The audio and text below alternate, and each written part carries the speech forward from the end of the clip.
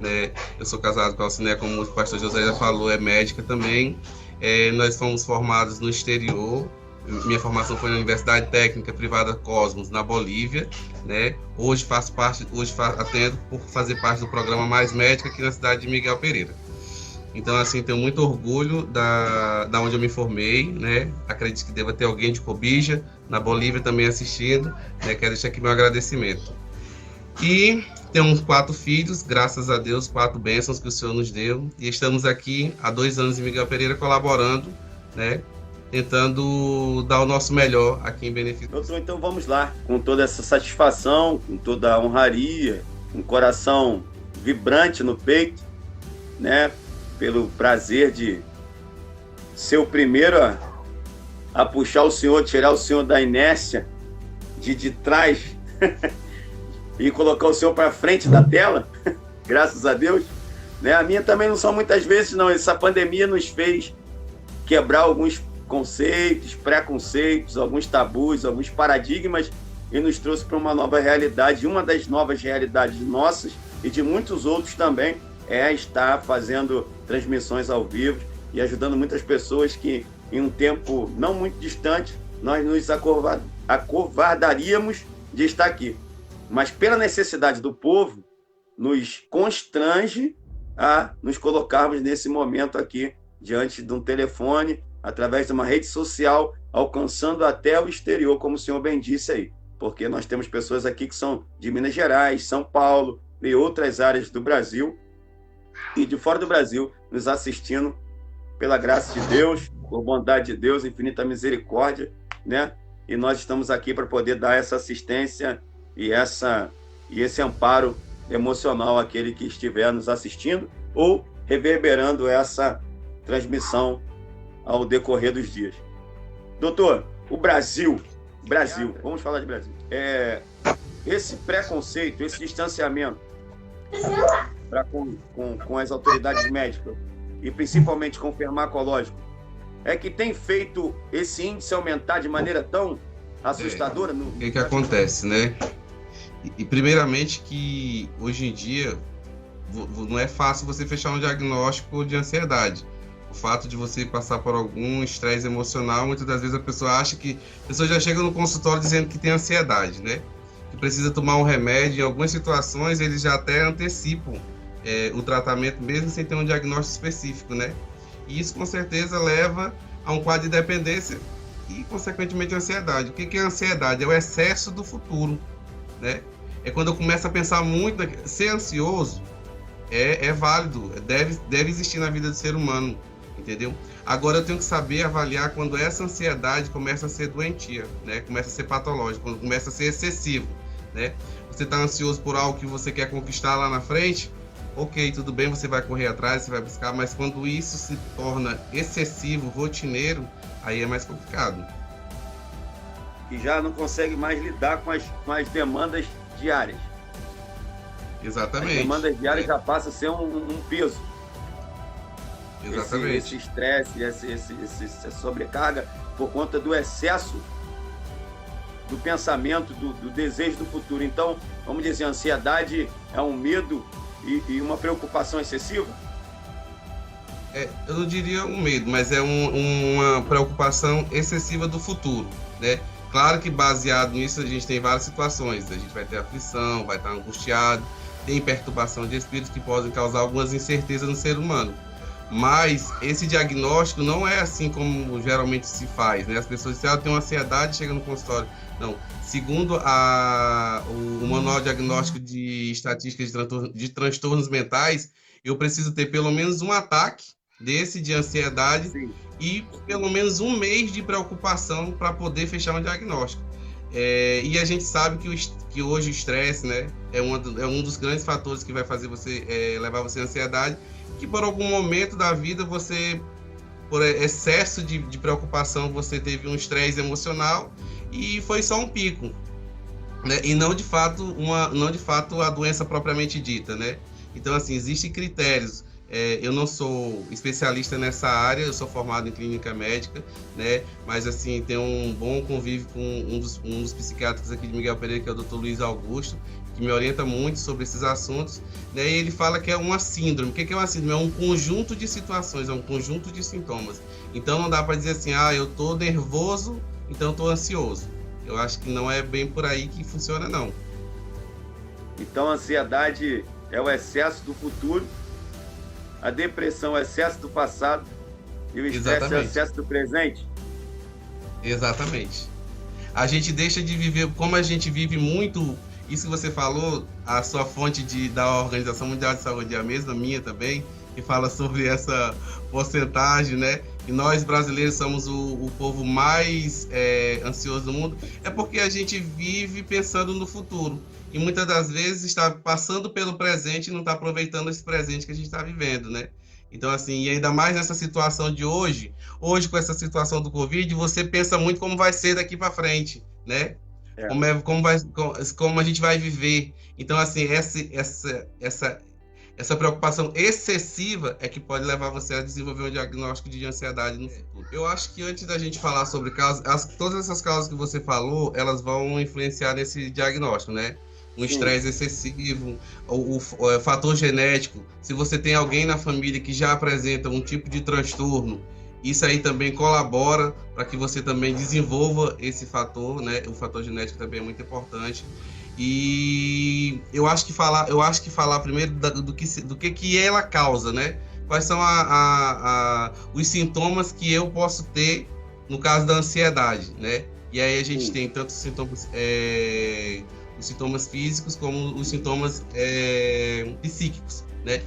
E aí a gente começa a confundir porque parece que a gente está tendo um ataque do coração, quando na realidade a gente está tendo uma ansiedade. Eu vou ler aqui para vocês. Dentro dos fatores físicos, nós temos ataque cardíaco, que é quando o coração bate acelerado, né? Nós temos aquele suor excessivo, a gente tem náuseas, a gente fica com calafrio, a pele fica toda, arrepiada, né? A gente fica todo arrepiado. A gente tem sensações de desmaios, a gente começa a sentir dores, entendeu? Tem aquela sensação do sufocamento, né? E associado aos sintomas psíquicos, vem o nervosismo, né? Vem a dificuldade de concentração, você não consegue, você começa a se sentir mais estranho, você já não se conhece, existe uma despersonalização daquilo, uma descaracterização de você mesmo, né? Como a Ana colocou aí, o desequilíbrio emocional, isso aí também colabora bastante para todo esse fator aí que é a ansiedade. E aí que a gente tem que ter cuidado, por quê? Porque existem algumas situações, algumas doenças que podem ser muito confundidas. Por exemplo, o paciente tem uma crise epilética, né? Pode estar relacionado a algum tumor, dores de cabeça excessiva, hiperventilação, que é aquela pessoa que respira, né, com sensação de cansado, que a gente chama de hiperventilação. Isso aí tudo são sinais de que um paciente está desenvolvendo ansiedade. Agora, que nem eu falei para você, não é que de uma forma isolada eu passar por um momento desse isolado, eu já estou com diagnóstico de ansiedade, por isso eu já tenho que tratar isso aí, né? É como eu comentei, precisa ter um ataque desse pelo menos 30 dias dessa preocupação excessiva. O aumento da frequência cardíaca, como aconteceu com ela. Sim, né? Que a gente chama de taquicardia, quando essa frequência cardíaca, esse batimento é acelerado. E muitas das vezes, quando a pessoa tem essa sensação de batimento acelerado, existe uma sensação de sufocamento, né? Ela acha que está perdendo ar, acha que está infartando. É muito característico dos quadros de ansiedade. A outra coisa são os picos respiratórios. A falta de ar e o cansaço, que não é um cansaço real, mas sim um cansaço mental. Porque a pessoa, vamos dizer, acorda cansada. O senhor teria alguma explicação científica? Na realidade, não é nem a falta de ar, é uma Na realidade, a pessoa perde o descontrole da respiração. Então, o que ela faz? Ela tenta respirar mais rápido, mais vezes, e aí a gente chama de hiperventilação, né, que pode levar uma pessoa a ter tontura. Essa questão da ansiedade, do pânico, está relacionada a várias coisas. Até você tendo relação sexual, muitas das vezes você vai ter essa sensação de palpitação que não vai ser o prazer normal da relação, que também pode estar desenvolvendo um quadro de ansiedade. Entendi. Tem outra aqui? Pode falar. Sudorese Sim. E o frio nos pés. Sudorese nas mãos o suor excessivo nas mãos e o frio exagerado nos pés, nas extremidades. Também. Existe a fisiopatologia. Eu acho muito complicado você falar da fisiopatologia, porque, como eu falei, eu gosto de conversar com as pessoas falando mais claramente, né? Mas isso aí tudo é alterado no sistema nervoso, é uma alteração que acontece no sistema nervoso, que como resposta a essa hiperexcitação, essa ansiedade excessiva, o corpo vai responder dessa forma. Então, ele vai apresentar sudorese, né? Ele vai ficar com os pelos levantados, arrepiados, entendeu? Essa sensação de tontura. Tem pessoas que desmaiam, chegam a desmaiar, que chamam de vertigens, né? Muito comum também nos quadros de ansiedade. Não é essa questão de que você, eu vou fazer isso, vou chamar a atenção. Na realidade, é um fator que predispõe a isso e, infelizmente, acontece, né? Muitas das vezes a gente, e o que é interessante é que o médico ele precisa estar atento a isso para entender o que de fato é um distúrbio neurovegetativo, né? Grosseiramente falando, quando a pessoa está tendo um piti, um ataque de histeria, ou quando de fato ela está com uma doença propriamente dita. Então, assim, por isso que precisa se avaliar todo esse contexto. Não a gente tinha comentado antes da live, isso aqui não é uma consulta médica, mas é um esclarecimento, né? É óbvio que esse diagnóstico ele precisa ser levado até... você precisa ir no consultório médico, conversar com o seu médico, receber uma orientação, e aí lá no consultório, eu sempre falo assim que no consultório, a gente que é médico, a gente está ali ouvindo o paciente, a gente consegue entender o que ele está passando, e aí ele consegue se abrir. Às vezes você conversa com um amigo que está passando um quadro parecido com o seu, né?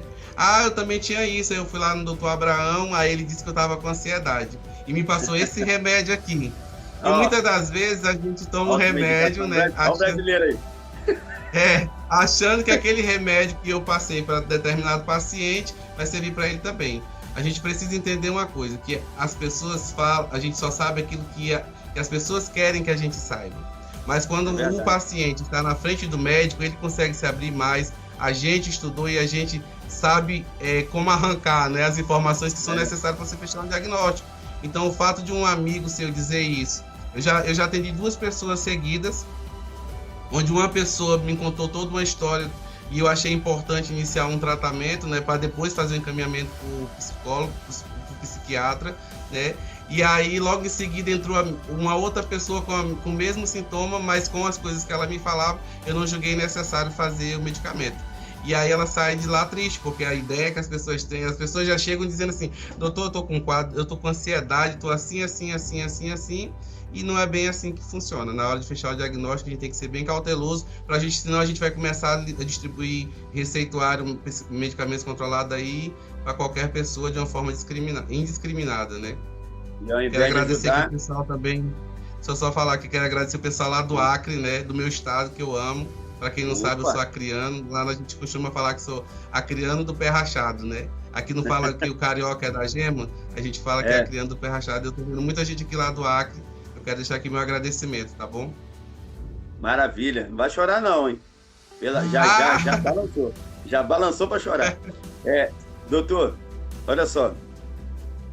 Para fechar a fala do senhor, a visão, as nossas colocações e a visão que nós damos aqui, independente da nossa formação acadêmica, é uma visão geral. É uma visão geral. Aqui estamos dando plataforma para ninguém fechar um diagnóstico ou pegar qualquer uma das nossas falas e fazendo uso dela e ali comprar um remédio, um farmacológico, um medicamento e dizer porque eu entendi que isso faz isso.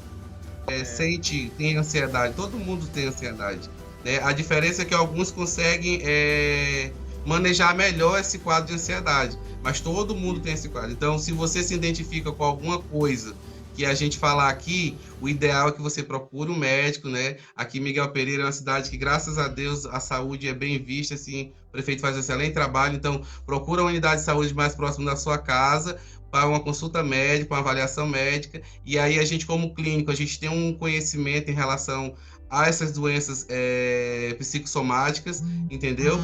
E daí, a gente, havendo a necessidade, a gente encaminha para o psiquiatra e também faz acompanhamento psicológico, psicanálise também. É importante isso. Tem uma pergunta. que está dizendo que ela sente alguns sintomas. E sentindo esses sintomas, se tomar chá de camomila, você resolve. Olha só, eu vou falar aqui sobre, lá mais no final, eu vou falar sobre 15 maneiras de você prevenir a ansiedade. E acredite, o chá está incluído nelas também, né? O chá, pelo fato de ter alguns chás que tem vamos dizer, um poder sedativo, né? Sem ser droga como medicamento, e que eles também influenciam nisso. Então, o chá de camomila eu sempre recomendo para meus pacientes. Sabe por que eu dei esse sorriso? O senhor, quando era criança, o senhor era levado? Se eu era levar, não faz isso comigo, né? Minha mãe tá assistindo. Mãe, um beijo pra senhora, viu? Então não pode mentir. Minha esposa também. Uma que se mentir, olha, a mãe, e outra que Deus bate na minha concepção, eu acho que não, mas a minha mãe dizia que eu era assim, eu apanhei muito, assim, mas graças a Deus aprendi muito também. Mas porque eu lembro que no passado, vamos voltar aos nossos primórdios, que eles nos ensinam muito, né? Os antigos têm algumas coisas que são muito relevantes para os nossos dias. E eu me lembro bem, graças a Deus, eu era um santo, um Getman, um Lorde. Minha mãe não está vendo? Mas eu lembro que sempre vinha alguém com aquele chazinho. Dá um chá para esse menino, pelo amor de Deus. Dá um chazinho para ele, de erva cidreira, de camomila. Sempre tinha um negócio desse. Lembra disso? Lembro. Deixa eu só responder uma pergunta aqui da Maiane. A Maiane é enfermeira lá no Acre, trabalhei com ela no Hospital de Brasileia, e ela me fez uma pergunta muito legal que fala assim: e quanto ao risco da automedicação? Trabalho no CAPS e a busca por medicação é cada dia maior. Infelizmente, o que acontece? As pessoas, como uma live como essa, se eu falar assim, que o tratamento para ansiedade, você tomar esse medicamento X e Y, as pessoas vão lá na farmácia e vão comprar esse medicamento. Ah, mas precisa da receita porque é um medicamento médico especializado, você se autodiagnosticou e você se automedica. E, infelizmente, tem pessoas que chegam no consultório: doutor, eu estava sentindo isso, e comecei a tomar o remédio tal, porque minha mãe toma para isso e melhorei, né? Ah, porque eu estava com insônia e não consegui dormir. É importante a gente determinar a causa da ansiedade, entendeu? E trabalhar a causa, né? A consequência, quando uma pessoa diz assim: eu não consigo dormir, é porque você tem uma consequência da sua causa. É um estresse, é preocupação com trabalho, você está desempregado. Então a gente precisa trabalhar a causa para a gente depois avaliar as consequências. E não é porque eu estou ansioso e não estou conseguindo dormir que eu vou tomar um remédio para dormir. E não é essa a proposta, né? E nem sempre é verdadeiramente a ansiedade propriamente dita que está gerando o mau funcionamento do organismo para me ter insônia. Às vezes é outra patologia que está gerando isso. Eu estou colocando em cima da ansiedade, que nem sempre é uma ansiedade. Pode ser outra patologia que também se enquadre com alguns diagnósticos, com algumas causas parecidas com a da ansiedade, que a depressão também tem muitas coisas parecidas com a ansiedade, né? E às vezes a pessoa se automedica e toma isso. Eu só queria fazer uma colocação aqui. Tu vai fazer uma pergunta? Deixa eu só responder a Deusa Moura aqui. A Deusa Moura colocou assim, ó: eu tinha essa dúvida, chego adiantada por achar educado a pontualidade e falo que por ser ansiosa também. Uma amiga disse que para eu não dizer isso, porque ansiedade é doença séria. Mas pelo que você falou, todos têm ansiedade e ela pode ser leve, ou seja, não é considerada uma doença. É isso mesmo? A ansiedade, como eu falei, Deus, a ansiedade, todos nós podemos ter. Agora, quando é que ela se torna uma doença? É quando eu não consigo ter controle daquilo que está me deixando ansioso. Por exemplo, eu quero comprar uma casa, né? Eu quero ter a minha casa própria. Eu estou ansioso para conseguir ter esse meu objetivo, esse meu sonho. Eu vou correr atrás daquilo, eu vou em busca disso, a ansiedade vai me estimular a procurar isso aí e eu conseguir esse bem. Agora, quando eu não consigo ter controle dos meus desejos, desse excesso do futuro que eu falei no começo, é que é patológico. E aí a gente vai... E quando é que a gente sabe que é doentio, que é uma doença? É quando isso começa a repercutir na nossa saúde, através dos sintomas que a gente já falou. Palpitação, boca seca, tontura, sudorese, aquele talo, aquele nó na garganta, tá bom? Então, assim, ansiedade todos nós podemos ter. Agora, se ela for, se eu não conseguir controlar essa ansiedade, e aí sim ela vai se tornar uma doença. Valeriana, ajuda a controlar a ansiedade? Bom, eu não vou ficar falando sobre medicamentos, porque que nem a gente... Quando a gente... É muito sério quando a gente fala o nome do medicamento e aí você corre na farmácia e compra, né? Então, até quando eu falar aqui sobre o tratamento, eu vou falar sobre as famílias dos medicamentos, mas não vou citar medicamentos específicos, tá bom? É para você, doutor, se você quiser... Deixa eu só fazer um adendo à sua fala. Uhum. Nós vemos que em busca de tratamento e nas nossas unidades de saúde, as pessoas não vão em busca verdadeiramente do tratamento. Elas vão em busca de um medicamento. Elas não estão em busca de um tratamento. Por quê? O tratamento, ele demanda um acompanhamento psíquico e farmacológico. Eles vão em busca de um medicamento que traga um resultado milagroso ou miraculoso, que dificilmente iremos encontrar esse milagre, né, dentro de um remédio sozinho, e não buscam o reequilíbrio emocional, que é através da terapia. O tratamento terapêutico, ele trabalha colado, como uma engrenagem, tem que encaixar tudo direitinho para poder ter um resultado final. O problema todo é que hoje não se busca mais esse resultado final de uma maneira, ou não se tem buscado, ou não buscamos, né? Não tinha essa orientação, como nós estamos prestando aqui agora, esse esclarecimento, esse direcionamento, para que seja buscado um direcionamento não só farmacológico, mas também... O transtorno de ansiedade generalizado, ele está dentro dos quadros de ansiedade, é uma das principais, né? São vários tipos, mas uma das principais... Hoje em dia a gente tem muito essa questão do transtorno de ansiedade generalizado, porque as pessoas começam a somatizar as coisas, entendeu? Já tem as suas preocupações excessivas e ainda se preocupa com um familiar, se preocupa com um amigo, entendeu? Vai somando, vai trazendo todos os problemas da sociedade para si, e aí chega um momento que o organismo não aguenta, né? E aí ele vai reagir, quando ele reage, geralmente apresentou os sintomas que nós já falamos anteriormente. José Renato, ele teve AVC, e a máscara está dificultando a respiração dele. Ele está sentindo, está dando arritmia. Ele está perguntando se tem tido muita palpitação cardíaca. Pergunta se ele pode ou deve continuar usando a máscara. Quer dizer...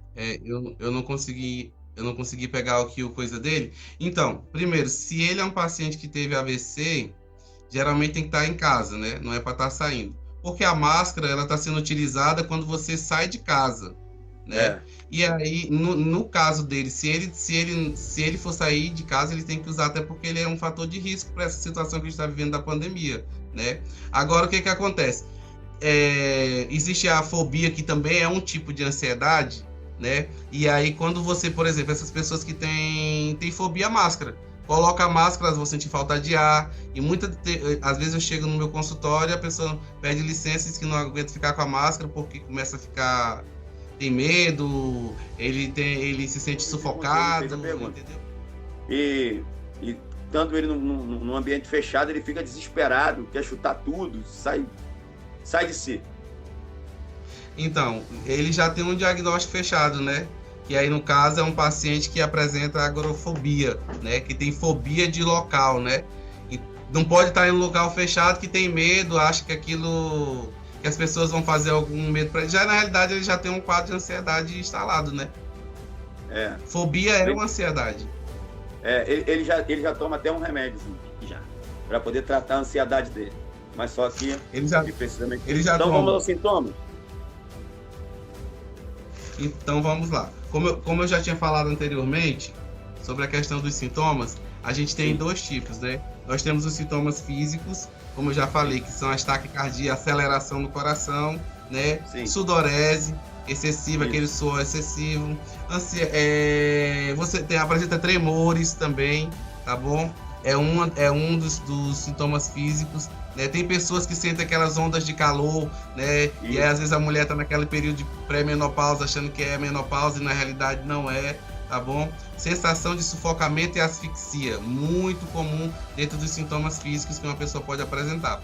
E os sintomas psíquicos, né, que são aqueles que vão mexer mais com a nossa mente, né? A questão do nervosismo, da apreensão, da insegurança, da dificuldade de concentração. Isso aí, tudo são sinais e sintomas que devem ser levados em consideração. Doutor, mas eu tendo tudo isso, eu tenho um quadro de ansiedade instalado?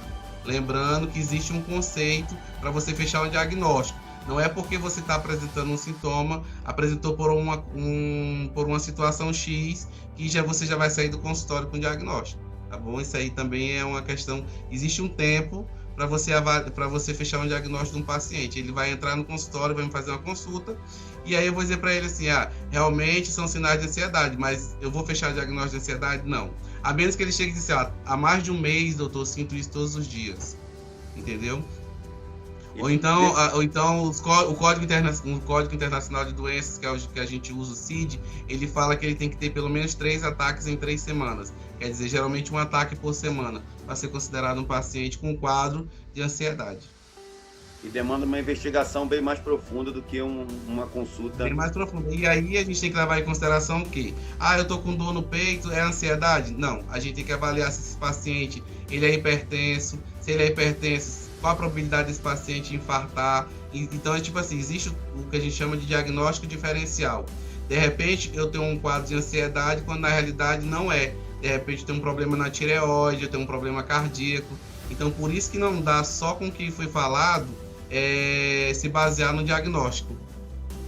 Eu vou chamar aqui Alciné. Mas os tremores, as palpitações, sudorese são os mais comuns. Sensações de sufocamento, agitação, são os que a gente mais atende no consultório, são esses quadros aí. Direto, se tem cura? Então, 15 dias você tendo crise, já deveria ter procurado um médico, conversado, buscado ajuda, né?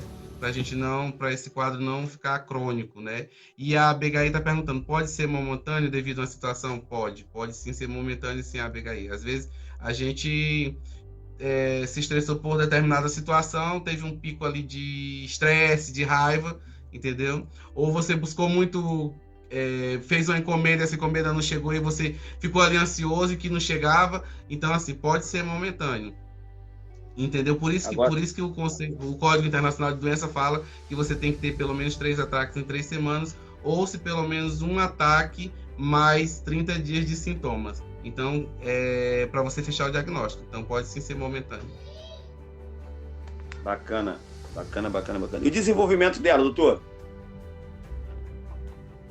Oi? Desenvolvimento. A ansiedade, ela desenvolve para o quê?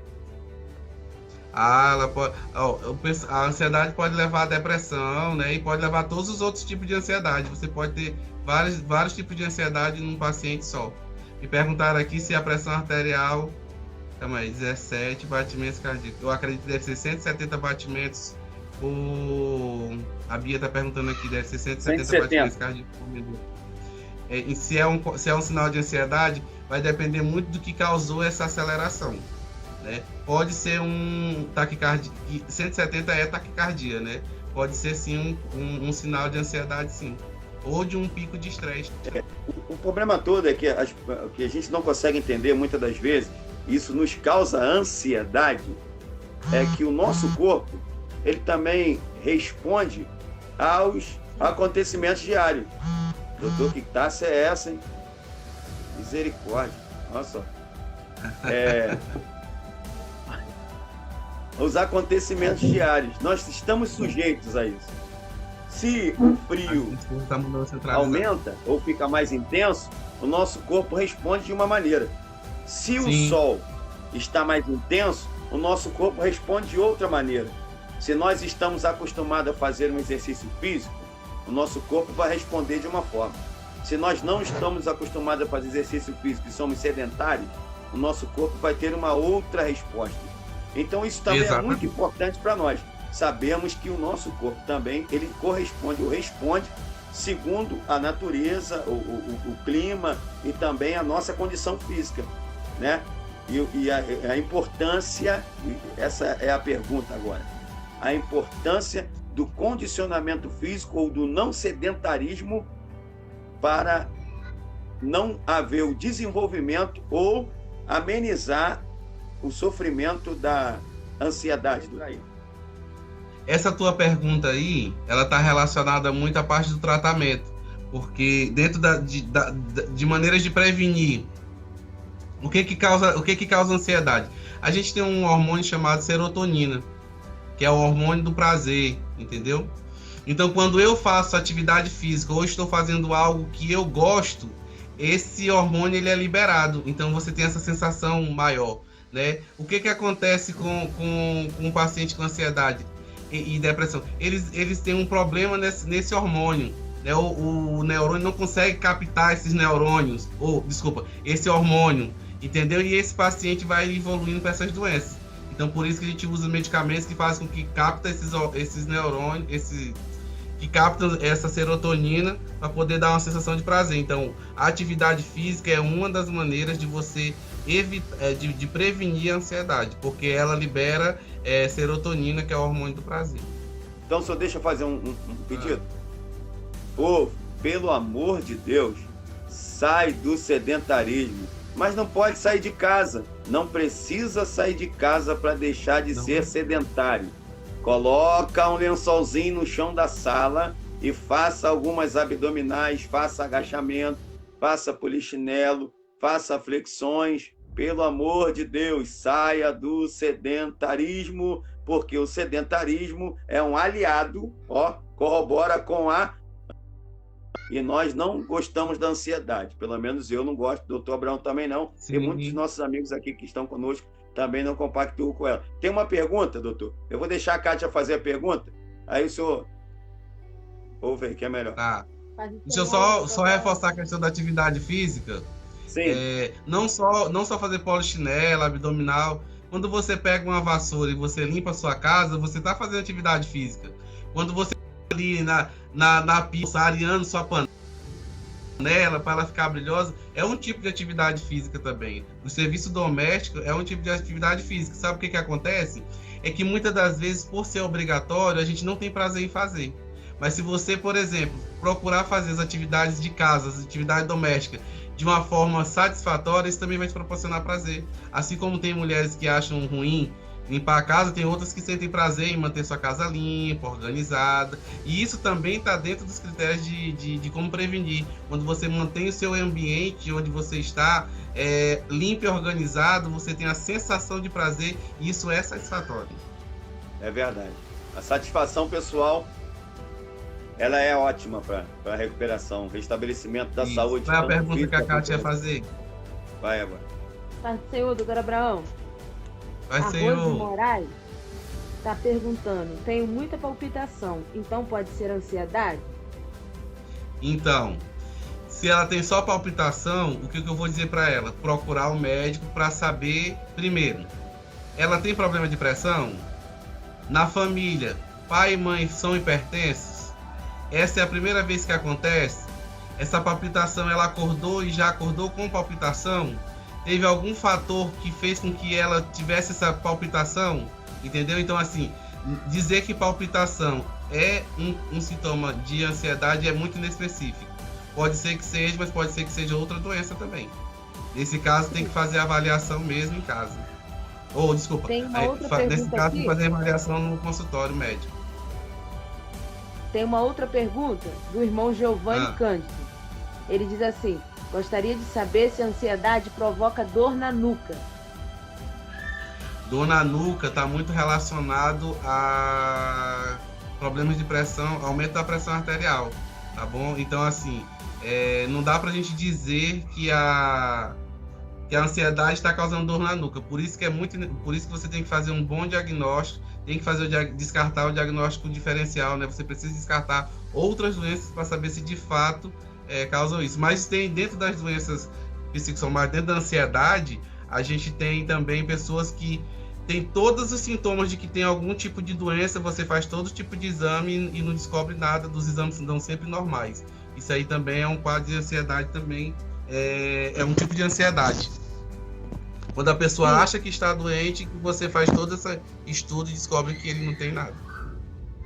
Então não dá, infelizmente não tem como responder para ele dizer assim, eu tenho dor na nuca e ansiedade. Não, você precisa consultar com o médico para a gente entender melhor essa dor, tá bom? Deixa eu só responder uma pergunta aqui do Jairo. Uma boa alimentação tem uma porcentagem significativa em profilaxia e ansiedade? Com certeza, Jairo. Uma boa alimentação, porque você vai estar comendo aquilo que te dá prazer, né? E aí você manter uma boa alimentação e atividade física vão liberar o hormônio de serotonina, que eu já falei anteriormente, que essa sensação de prazer, isso é importante e vai prevenir de você ter um quadro de ansiedade. Quero mandar aqui um abraço para a Fabíola Zelada. A Fabíola é lá de Cobija, da Bolívia. Ela é licenciada, ela é enfermeira no hospital de Cobija e também trabalhei com ela. Um forte abraço pessoal de Cobija, onde foi a minha formação, tá bom? Eita. Abraão. Um abraço. Oi. Tem uma última pergunta aqui, pastor Josias. Ele diz assim, a tristeza pode ser um sinal de ansiedade, de depressão? A tristeza, ela é mais característica dos quadros de depressão.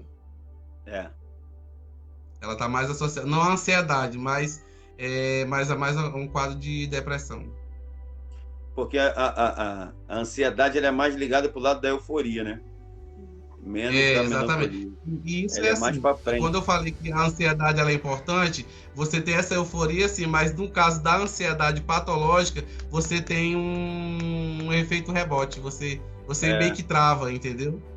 Mas a tristeza em si, ela tanto tá mais que chega a pesar. Um quadro de... exatamente. Exatamente tanto isso. Que pesa, né? Aí por isso que dá isso aí. Exatamente. Doutor, eu acho que acabou. Tem mais uma, última. É da irmã Cláudia Paciello. Eu, quando estou um pouco agitada, eu sou de roer unha. Isso tem a ver com ansiedade? Também. Na realidade, tem que ter cuidado com... Tem um tipo de ansiedade, que é os transtornos obsessivo-compulsivo, que tem muito a ver com essa questão de pacientes que têm esses tics, né? De roer unha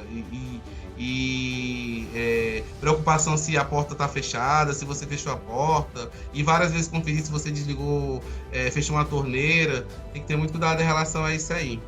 Mas pode ser um quadro assim. A Begaí, que é a enfermeira aqui da Ramada, ela fala assim: fale sobre os perigos dos vícios que o paciente procura buscando uma falsa saciedade da ansiedade. Olha só, o que acontece? Eu acho que tudo acontece com o diagnóstico errado. A pessoa se dá seu próprio diagnóstico, faz seu próprio tratamento, né? Para quando quer, às vezes sem alguma orientação médica, ele busca recursos para tentar sanar essa ansiedade, quando na realidade ele deixou de fazer um acompanhamento mais específico. Foi aquilo que o José falou. Você precisa fazer um acompanhamento médico, seja com clínico geral, com especialista. Geralmente esses pacientes são feitos acompanhamento com psicoterapias, também com psicólogos.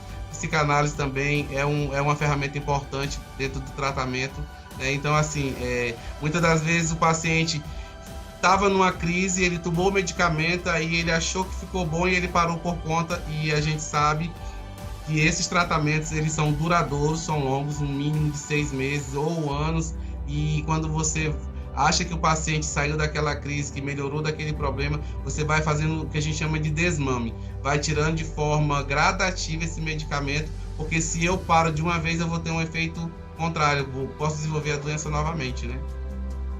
Na live anterior que falamos sobre depressão, eu fui exaustivo em falar sobre o desmame, por conta do tratamento da depressão, ele tem um resultado de 90% a 95% de eficácia, porém, por causa do abandono do tratamento, por achar-se curado sem uma prévia alta do médico, e largando, abandonando o tratamento ou tomando remédio de forma desordenada por achar que já está bem, né? E por isso querer abandonar o tratamento. Muitos não conseguem ter a eficácia do tratamento e acham que o tratamento ele foi um tratamento não de acordo com a sua necessidade, sendo que, na verdade, o que não teve, o resultado não foi alcançado por conta do abandono ou por conta do mau uso do medicamento que fora aplicado para aquela enfermidade. Doutor, nós temos que encerrar. Já deu uma hora. Já deu uma hora já. E olha que eu falei para ti que uma hora era muito, né? Deixa eu só falar. Essa questão que você falou aí de abandono de tratamento, a gente tem que ter sempre cuidado quando a gente vai orientar um paciente. O paciente entra no consultório, saiu com um diagnóstico que estava com ansiedade, foi iniciado o medicamento e 2, 3 dias o paciente volta dizendo que não melhorou. Existe um período de adaptação do medicamento, né? Existe um período de impregnação desse medicamento. Geralmente, 2 semanas após o início do tratamento é que você vai começar a ter uma resposta e esses pacientes precisam ser acompanhados pelo menos no início semanal. E como é que a gente previne a ansiedade? Tá? Rapidinho, eu não vou explicar não, vou só citar, tá bom? A gente já falou sobre a questão da prática de atividade física, reduzir o estresse diário. Hoje em dia, reduzir estresse é difícil, né? Mas a gente consegue reduzir o estresse, né? Controlar a respiração, evitar pensamentos negativos. Hoje em dia, as pessoas estão muito negativas. Se você é uma pessoa ansiosa, evite estar assistindo muita televisão, vendo muito noticiário, porque isso também pode provocar esses quadros de ansiedade. Tomar o chazinho, né, como o José falou, também é uma terapia, tá bom? Investir em alimentos triptofanos. Quais são esses alimentos? Geralmente, quando a gente tá assim, a gente come o quê? Chocolate, né? Então, chocolate, banana são alimentos que vão te dar prazer, vão saciar e vão diminuir a ansiedade, tá bom? Tentar manter as coisas organizadas, como eu já tinha falado. Estar sempre com quem ama, tá bom? Se dedicar a cuidar de si. Gente, olha, isso é muito importante, né? É muito importante. Você precisa cuidar de você. Você precisa aumentar a sua autoestima. Você precisa... Eu sempre falo assim, olha... Tem que se pintar, tem que se arrumar, tem que arrumar o cabelo. Isso. Vocês têm que se cuidar. Por quê? Porque essa é uma maneira de você estar se amando, você tem que se amar, né? Eu sempre falo isso, gente, olha, se você namora, arranje um namorado para você compartilhar com uma pessoa, ali tá desenvolvendo aquele momento ali único de prazer. Não falo só da relação sexual, mas da convivência, de poder compartilhar e conversar com alguém. Isso é muito importante. E acima de tudo, eu como cristão não posso deixar de falar. Eu sempre falo nas minhas consultas, procure um apoio espiritual também. E isso é importantíssimo. E aqui eu não estou falando de placa de igreja. Eu estou falando que você precisa buscar um apoio espiritual. Porque muitas das vezes o medicamento ele te ajuda um pouco, mas é o acompanhamento com o psicólogo, na psicanálise e um acompanhamento espiritual que pode fazer com que você evite de ter problemas com isso. Doutor, em respeito daquele que não tem namorado, tem um dito antigo, popular, e como nós estamos aqui entre amigos, nós podemos te falar isso. Tem sempre um chinelo velho para um pé cansado, né? Olha aí, Neuza. Recebe aí, Neuza. Entendeu? Tem sempre um chinelinho velho para um pé cansado. Então fica tranquilo, que vai aparecer. Tá? O uso das redes sociais também como aliado, não como um inimigo. Porque hoje, como nós falamos também na live que nós fizemos da depressão, nós estamos usando a rede social como inimigo e não como aliado. Como que eu faço isso? É quando eu afasto os de perto e aproximo os de longe. Eu estou trazendo os de longe para perto de mim e estou me afastando dos de perto de mim. Eu não tenho mais convívio social, o convívio familiar, né, sócio-familiar está destruído por conta da internet. Muitos estão fazendo uso da internet ou das redes sociais de forma errônea e isso também coopera negativamente para a ansiedade, em especial nesse tempo de afastamento social ou de isolamento social, que é viver dentro de casa com os seus. E a outra coisa também é parar para se escutar nesse tempo e reconhecer o trabalho dos profissionais como o senhor, que Deus abençoe sua vida, e todos os demais que estão no front da batalha nesse convite contra o Covid-19 e todas as outras enfermidades que estão aí, né? E parar para contar a sua história, não de maneira negativa, mas parar para contar a sua própria história de forma positiva. Isso ajuda muito, entendeu? Isso ajuda muito, porque aquilo que eu falo de mim mesmo é o que eu penso de mim. Eu sempre falo de mim, o senhor sabe que a minha autoestima, ó, ela é acima da média, né? Graças a Deus por isso. Então, eu também, graças a Deus. Eu tenho, graças a Deus, essa facilidade, mas eu preservo isso comigo. As pessoas às vezes falam, mas não, eu preservo isso, eu guardo isso comigo. Porque como nós estamos de cinza hoje de novo, que aquele que está com ansiedade, ele tem a visão parecida com aquele que está deprimido. E a vida para ele não tem graça. Mas quando se coloca alguma coisa nessa vida sem graça, ela toma uma graça e uma forma diferenciada. Qual a gravata que o senhor quer hoje? Fala aí, para a gente poder dar uma graça para essa camisa. Amarela, eu acho que tem a amarela que eu vi ontem. Doutor, olha só que coisa maravilhosa, doutor. As pessoas não conseguem entender isso. Essa daqui era a vida do ansioso, antes dele ouvir a nossa live. Agora vai ser a vida do ansioso, depois de ele ouvir essas orientações. Não é um tratamento, querido. São apenas orientações, mas que te ajudam a fazer isso aqui, ó. Ó, dá um novo significado para a sua vida. Tá vendo? Pode te ajudar a você. Vai continuar vestindo a camisa cinza, mas só que ela agora tem algo que diferencia ela como um todo. Ficou legal, doutor? Ótimo, lindo. Não, lindo. Como sempre, lindo. Isso aí, porque lindo eu já nasci, você já sabe, né? Ah, claro. Então. Olha o narcisismo, né? É uma forma também de transtorno. É o excesso, né?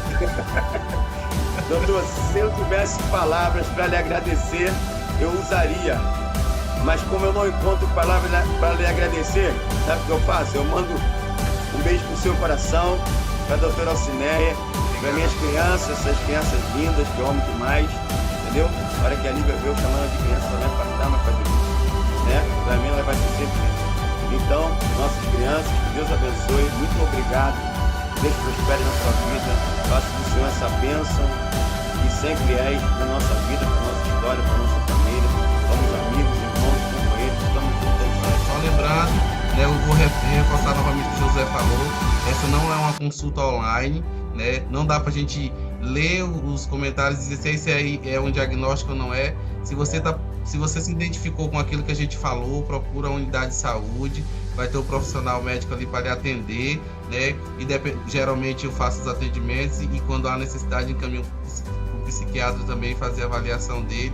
E aqui a gente em Miguel Pereira trabalha em conjunto com o CAPS, né? Com a psiquiatria. Então assim, em qualquer um desses sintomas que você se identificou, procure a unidade de saúde, que é para a gente conversar um pouquinho mais, tá bom? E aí a gente chegar nesse diagnóstico, se de fato é isso ou não. Às vezes as pessoas querem só conversar, às vezes o que falta é só diálogo dentro de casa, às vezes é só isso que está faltando.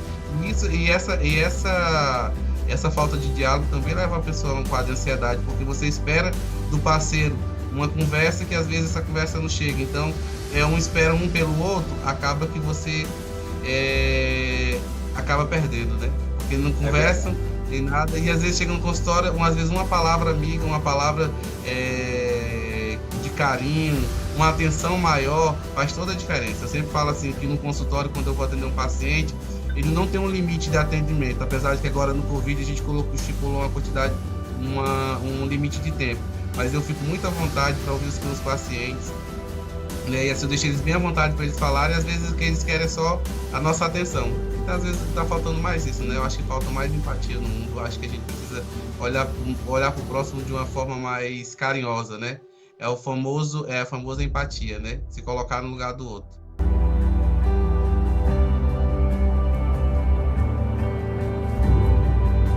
Muito obrigado. Se tivesse uma palavra que eu pudesse lançar sobre a sua vida, seria gratidão. Gratidão pela sua vida, gratidão pela sua história, gratidão pela sua família, gratidão por você estar aqui conosco, gratidão pela minha família, pelos meus irmãos, pela minha mãe, pelos meus tios, pelos meus primos, pelos meus amigos, pela minha esposa, pelos meus filhos. Eu sou grato a Deus por todos aqueles que estão comigo aqui esta noite. Muito obrigado, que Deus em Cristo vos abençoe e prospere poderosamente sobre nós.